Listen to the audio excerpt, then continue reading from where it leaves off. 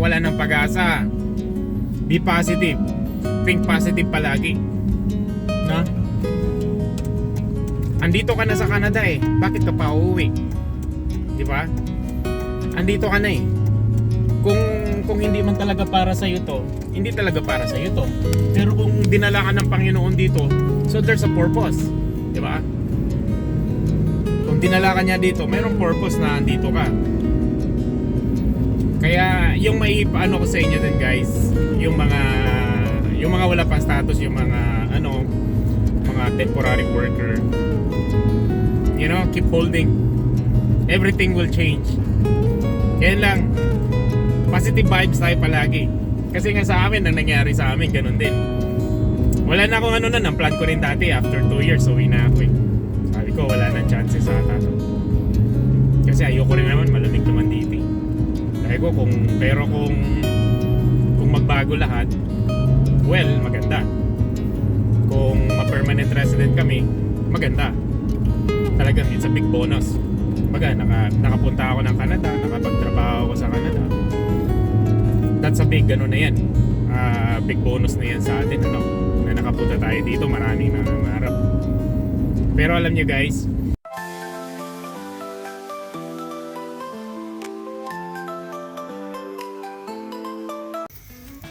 hey guys, so magandang umaga at magandang pinagpalang araw. So it's another day, another vlog, and welcome back to my channel guys. So today medyo matagal tayong hindi nakapag-vlog at medyo na busy tayo kasi mayroon kami mga tinatapos na mga trabaho. So early kami palagi umalis, tapos pag uwi sa bahay pagod na tayo. So medyo lumalamig na. Tingnan nyo yan guys, yung nasakyan natin, yeah, grabe yung frozen. So start muna natin at para ma-defrost na yung para ma-defrost yung ice sa sa salamin natin. Grabe, medyo na yung lamig ngayon, talagang hindi na mapipigilan talaga.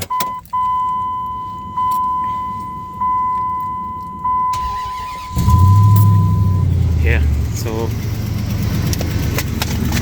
ayun, nahulog pa yung tape measure natin, nasa loob pa, sa pinakailalim pa mismo ng truck. Kung paano kumaabot yan doon.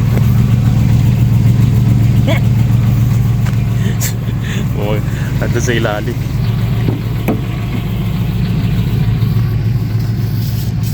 Tingnan yan guys, ito yung buhay ng kontraktor. Grabe, yung mga tools natin kumakalat, sobrang dami, tambak. Pasensya na kayo guys kasi ganito talaga yung nililinisin ko siya sa isang araw, tapos susunod na araw na yan, balik na naman ulit. So ganun talaga yung ng mga contractor dito. Meron akong 2 laser. So mostly ito luma ko na yan. Ito yung bago ko ngayon. Grabe. Masyadong makalat yung ko guys. Na ko kung paano ko hihilain. Measure ko na nahulog doon sa Halos kasi dito, mga ginagamit namin puro mga power tools na. Power tools na lahat dito. Yan, kabalagdan pa talaga sa ilalim.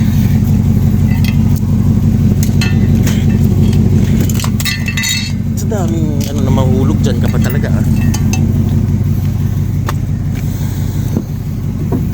dito sa kabila mas malupit guys sa pagkadami. Ganyan talaga ang buhay ng contractor. Ito naman mga puro battery, mga puro power tools lahat. Yeah.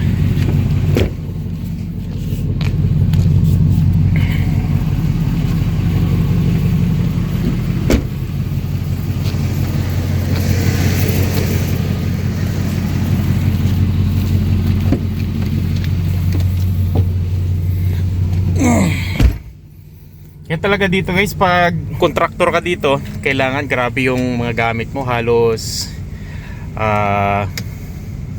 tawag nito, tambak yung sasakyan mo talaga dito sa ano, sa mga gamit.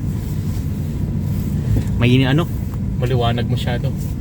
So itakpa natin yung araw. Tingnan nyo yung salamin. Tagalin natin. Yeah, i-wiper na lang natin yan.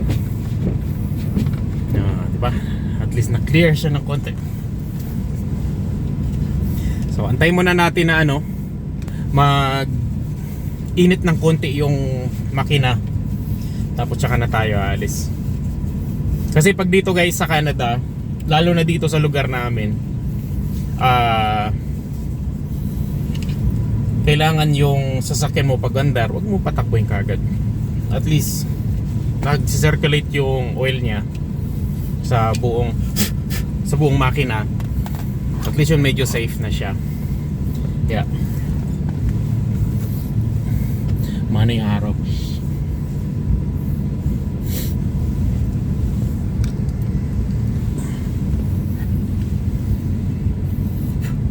So pupunta kami ngayon ng Home Depot. Magmi-meet up kami doon ng owner ng bahay kasi papabili ako ng mga materialis na gagamitin. Na-frame na namin na ito yun. Yung isang ginawa namin na basement, tapos na siya. So yun, medyo okay na yun. At ngayon mag-uumpisa tayo ng panibagong trabaho na naman ulit. Yeah. So umpisahan natin to yung isa.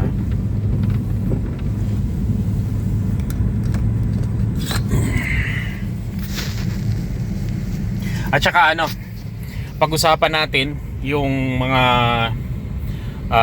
bali-balita na ang dami daw papauwiin. Ang dami kong napapanood sa mga vlogs na ang dami daw papauwi ng mga TFW, yung mga temporary workers. Nakakalungkot, pero may share ako sa inyo na story guys. Ayaw man natin na kasi nga halos nakikita kasi natin ang mga balita yung puro negative, puro na lang papauwiin dito, hindi makakapasa, maglalabas yung mga ganito, bla bla bla. Ang dami nilang mga puro mga negative na mga balita. So igawin naman nating positive, no? Hindi kasi halos lahat dito sa Canada puro negative na lang yung mga impact doon sa pag-process ng mga papeles. Yeah. Kasi ang nakikita ko lang naman doon, hindi naman papauwiin lahat. Ang sinabi lang ng IRCC is they will reduce the temporary workers in 2025 to 2027 in 5%. So hindi naman sinabi lahat yun na lahat papauwiin. No, hindi wala naman sila may binanggit kung ilang numbers. Ang inano lang naman nila, estimated lang naman nasa 600 somewhere, mga 635 o 37,000 in between those 2025 to 2027. So hindi naman lahat pauwiin. So huwag kayong maniniwala dun guys sa no. Minsan din tayo, yung positive din ba. May share ako sa inyo sa story sa amin. Kasi ang situation ever since hindi naman nagbabago. Pare-pareho lang. Kahit dati sa amin, ganoon din na nangyari. Yeah, hindi nagbago yung nila. Kumbaga dati sa situation namin, halos pareho lang din. So may ko sa inyo guys. So at tayo'y tayo'y alis na. Tayo'y magdadrive habang mag-uusap tayo. Okay. Para kasi ang usapan kasi namin doon is 10:30. So andito pa ako sa bahay alas 10. It's 10 pa lang ng mayroon pa tayong 30 minutes na na babiyahin.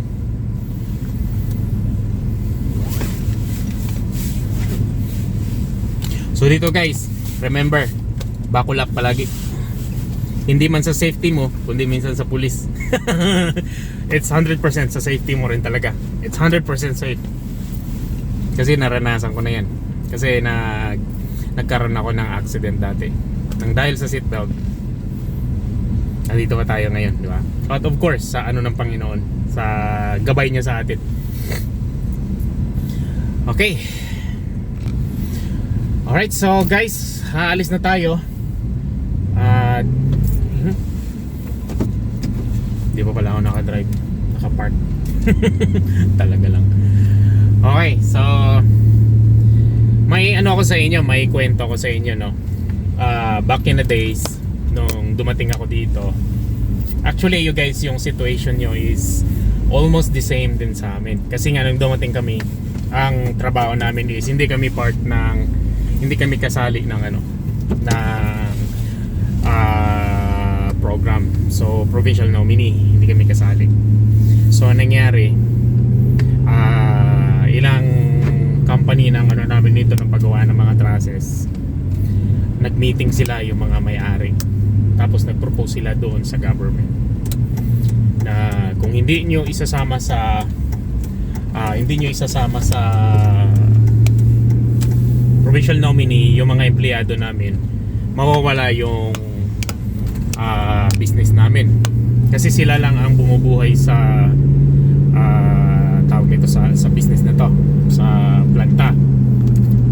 So in short, nag-meeting sila, they set it in a table, tapos kalaunan after few months inaprubahan ng government. So inaprubahan ng IRCC, and then mayroon lang silang limit na kumbaga may limit lang sila kung ilan lang ang kaya nila na within sa itong taon. So we're very lucky nung we're very blessed na na-approve nung time na yon. Pero binigyan kami ng time allotted. So kailangan after 4 years magiging permanent resident na kami. Kailangan mai-process lahat. Grabe, di ba? Malupit yung nila. Talagang binigyan talaga kami ng time frame. So within 4 years nun, pagdating namin, talagang pinrasis namin lahat. Ginawa talaga ng paraan ng employer namin. So halos ang naging situation, guys, sa ngayon, sa nakikita ko, halos pareho lang din ngayon. It never change. Talagang ang government ng Canada is talagang they're very strict sa mga ganitong nila, sa rules nila dito sa immigration. So kung ako sa iyo, guys, kung ako sa inyo yung yung mga wala pang yung mga wala pang pinangahawakan ng mga status, huwag kayong mawala ng pag-asa. Kasi hindi naman lahat pauwiin eh. Hindi naman pwede yan na mayroon ka pang nag-work pa yung working permit mo, pauwiin ka. Alam ko mayroon na expiration date yan, di ba? Alam ko 2 years yung mo. So kung hindi ka pauwiin ka agad. Mainit, maliwanag na masyado. Grabe yung usok nito. Ano kaya? Mukhang nasusunog na yung makina nito. Mabaho. So yun, guys, ang inaano ko sa is wag tayong basta-basta wag tayong mawala ng pag-asa. Be positive. Think positive palagi. Na? Andito ka na sa Canada eh. Bakit ka pa uuwi? Di ba? Andito ka na eh. Kung hindi man talaga para sa iyo to, hindi talaga para sa iyo to. Pero kung dinala ka ng Panginoon dito, so there's a purpose. Di ba? Kung dinala ka niya dito, mayroong purpose na andito ka. Kaya yung maipaano ko sa inyo din, guys, yung mga wala pang status, yung mga mga temporary worker, keep holding. Everything will change. Yan lang. Positive vibes tayo palagi. Kasi nga sa amin, ang nangyari sa amin, ganun din. Wala na akong ang plan ko rin dati, after 2 years, uwi na ako eh. Sabi ko, wala nang chances sa tato. Kasi ayoko rin naman, malamig naman dito eh. Sabi ko, kung magbago lahat, well, maganda. Kung ma-permanent resident kami, maganda. Talagang it's a big bonus. Nakapunta ako ng Canada, nakapagtrabaho ako sa Canada. That's a big ano na yan. Big bonus na yan sa atin, ano, na nakapunta tayo dito. Maraming nangangarap. Pero alam nyo guys, yung ano na yon, wala na rin ako ng pag-asa. Parang ayoko na rin kasi. Sabi ko, masyadong malayo na to sa akin, sa family ko. Gusto ko nun, umuwi na lang din. Ngayon, hindi naman natin alam na everything changes talaga. So, ang ano natin is, pagdating talaga dito sa proseso guys, may sabi ko lang sa inyo guys, nagbabago talaga sila. So, huwag kayong mag-alala. Lahat yan, hindi naman kaagad-agad na sinabi nila pauwiin kayo, pauwiin. Maniwala kayo dyan. Kailangan ng worker dito ng Canada. Ito pa naman itong mga puti na ito, tatamad, namimili ng trabaho. 100% yan. Gusto nila, yung trabaho nila ang dadali. Pero pagdating sa pahirapan, wala. Ang dami kong ano, nung dati nung empleyado pa ako, nung hindi pa kami nagra-run sa sarili namin, ay sus, itong mga puti na to, lalo na to yung mga nang nasa ano pa ako dati, nung nasa trusses pa ako, gumagawa kami ng mga trusses. Namimili, kung gusto nilang absent sila. Pag ayaw nila magtrabaho, ayaw talaga nila magtrabaho. Ganun ang ano nila, kaya nga hindi umuunlad yung ano nila eh. Katulad dati sa amin, yung trabaho namin, delayed na yung ano, nung bago kami dumating, delayed sila ng 3 months. Behind talaga sila sa 3 months. Lahat ng ano nila, kaya hindi sila umuusod eh. Kumbaga, walang progression yung company. So nung dumating kami, mga Pilipino lahat, so 8 kami. Grabe, na-boost namin guys. After 2 months, nai-align namin yung ano nila. Naibalik namin yung ano ng company. Tapos ahit na, ang dami na nilang ginagawang mga ano, ang dami na nilang dagdag ng mga planta, nagdadagdag ng building. Kasi maganda na yung ano dahil sa amin. Inamin naman nila na dahil sa aming mga Pilipino, kaya ganun, nagkaroon sila ng panibagong building, mga machine, nag-add talaga sila. Grabe, tapos dumami yung mga ano, customer. So kaso lang, syempre sa kalaunan, itong mga puti kasi mag-hire sila ng mga puti, ilan lang yung mag-i-stay sa kanila. Yung mga medyo may edad-edad na gusto mag-retire, yan talaga, mag-i-stay talaga dyan. Pero yung mga bata-bata, wala talaga, no chance. So wala kaming ano, kami talagang nag-stay. So we've been staying there for 10 years hanggang na-process yung mga papeles namin. Which is very ano naman kami, we're so blessed kasi ginawa naman ang paraan talaga ng boss namin na madala namin yung mga family namin dito. Ang problema is talagang nung na-approve yung provincial nominee namin, umabot kami ng 5 years ang process ko. So 5 years, after 5 years ko pa nakukuha yung ano, bago ko nakuha yung family ko. So dumating kami ng 2008, 8, 9, 10, 11, 12, 13. So 2013 pa nakuha ko yung family ko. Which is very ano naman, very happy sa naging ano. Kaya kung ako sa inyo guys, huwag kayong mawala ng pag-asa. Kasi nga hindi kami kasama talaga sa ano dahil low skilled kami. Hindi kami kasama sa provincial nominee. As is wala talaga. Hindi naman kami skilled worker. Wala naman kami masyadong ano kasi nga yung pagtrabaho dun sa planta, hindi naman pala skilled daw yun. So huwag kayong mawala ng pag-asa. Think positive. Hindi naman lahat sa Canada dito pinapauwi. So trabaho lang. Ang isipin mo ngayon, trabaho lang. Then titignan natin prayer. At saka yun lang ano eh. Kasi nakikita ko kasi doon ang mga dami nagbablog, oy papauwiin, maraming mga temporary pauwiin, magbabago daw yung policy ng temporary workers at saka permanent resident. Sa tagal namin dito guys, ang ano ng Canada is unstable.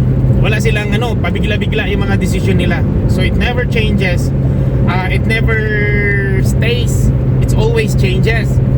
So ganun ang nakikita ko dito. Pag alam nila na diado na or may problema na, uy, magbawas na tayo ng temporary ganun, bla bla bla, marami silang ano, kagad-agad magdidebate sila. Kagad-agad may makikita na naman. So parang hindi ano sa akin. Kumbaga kung titingnan mo, ay sinabi lang doon, they will reduce temporary workers in 5% lang daw ng total population dito sa Canada. So, ganun lang ang mga ano doon, hindi lahat papauwiin. Alam mo yung ano ng IRCC is nag-a-announce lang sila, nag-a-announce na there's always changes na ganyan. Pero guys, hindi ka agad-agad dyan. Hindi ka ano kagad, katulad yan, sinabi dati ni Polivier na yung mga ano tungkol doon sa may tawag nito, yung birthright ng mga bata, ng mga pinapanganak dito. So hanggang doon lang, hindi naman naipasa eh. Marami pa rin ano, kasi nga they will stick to dun sa Canadian rules nila talaga dito. So yun ang may ano ko sa inyo guys, yung mga habang nandito pa kayo sa Canada, do it. There's a reason, there's a purpose kung bakit nandito kayo guys. So I hope and I pray na sana maano niyo yung mga family niyo at maano niyo rin yung mga dreams niyo katulad sa amin. Hindi man sa nila lahat ko kasi nga yung iba kasi akala nila naka-permanent resident na sila, nasa citizen na sila, akala mo kung sino na sila sa Canada dito. Everyone here are the same. So everyone here are welcome guys. So minsan nakikita ko maraming mga nagbablog. Yung iba masyadong mataas ang tingin nila sa sarili nila dahil citizen na sila, dahil permanent resident na sila, may mga pinangawakan na sila ng mga status. Who you? Diba? Lahat tayo dito sa Canada, pare-pareho tayo kahit temporary worker ka lang. Kaya huwag kayong maniwala dyan sa mga yan. If kahit sabihin natin matatagal na yan mga yan dito, huwag kayong maniwala sa mga yan. Pare-pareho lang yan. So ang may ano ko lang dyan sa mga ano, sa mga wala pang ano papeles, wala pang status ano guys, keep praying dahil everything changes agad. So yung ano naman is parang gulong naman yung buhay, di ba? Malay nyo after mga ilang months yan magbabago yan. So habang yung ano nyo, yung papeles nyo nag-work pa, gumagapang pa, gumugulong, there's changes, di ba? You don't know. Kaya nga there's always reason guys na bakit andito kayo sa Canada, no? Bakit andito tayo sa Canada? Andito ka na eh, bakit ka pa uuwi? Di ba? So do it. Gawin mo na. Wag kayong mawala ng pag-asa. Kasi pag sinabi mo na uuwi na ako, wala na, uuwi na, mangingina ka na. Nasa ano na rin namin dati, naranasan ko na yan guys. How many times ko nang naranasan yun. Kaya yun ang may payo ko sa inyo guys, ano. So think positive. There's time for it. Marami pang oras. Kaya alam ko yung iba napauwi na. So yung mga andito pa guys, have still time for it. Okay? So keep praying. At kung ano man yung mga tawag nito, yung mga plan mo sa buhay, plan nyo sa family nyo, kaya yan, makukuha nyo yan. At balitaan nyo ako pag tawag nito, pag naging okay yung mga papeles nyo, no? At magiging everyone will be happy. Ganun lang. Wag maging negative sa ano. Wag yung palaging puro negative sa ano, sa tungkol diyan sa mga inilabas palagi dahil hindi naman natutupad minsan eh. Halos hindi. Yeah. So guys, kung bago ka sa aking channel, please don't forget to like, share, and subscribe. Hit the bell button para everyone happy. Medyo malapit na tayo. Nandito na tayo sa ano, nandito na tayo sa Saskatoon. So araw-araw kasi binabiyahe ko talaga to. Binabaybay ko talaga tong ano na to, yung lugar ng Saskatoon na to. Kami kasi nakatira kami sa labas ng Saskatoon. So I've been driving for 20 minutes. Minsan pag winter medyo medyo mahaba-haba. So medyo maganda yung panahon ngayon, no? Maaraw-araw. Mainit. Pero yung temperature natin -1. So medyo malamig ng konti na mainit-init. Punta ako sa inyo. Dito tayo bumabiyahe.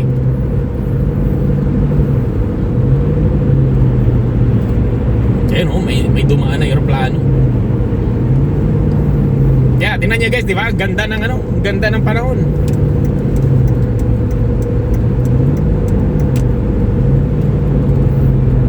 Halos araw-araw binabiyahe ko to guys.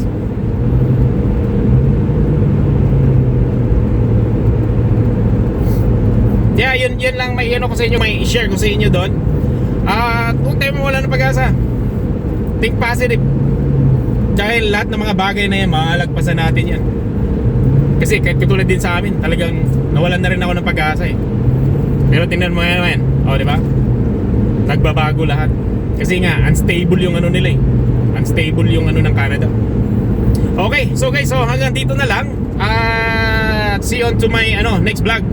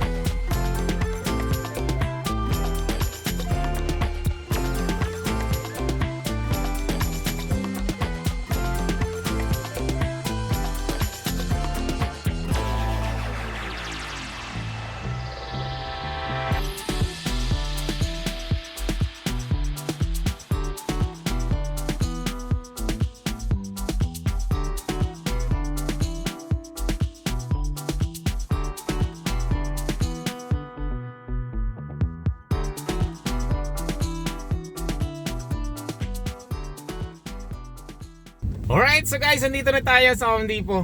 So, yeah. Nakarating na tayo dito. Ayan ang Home Depot doon. Ngayon, Home Depot.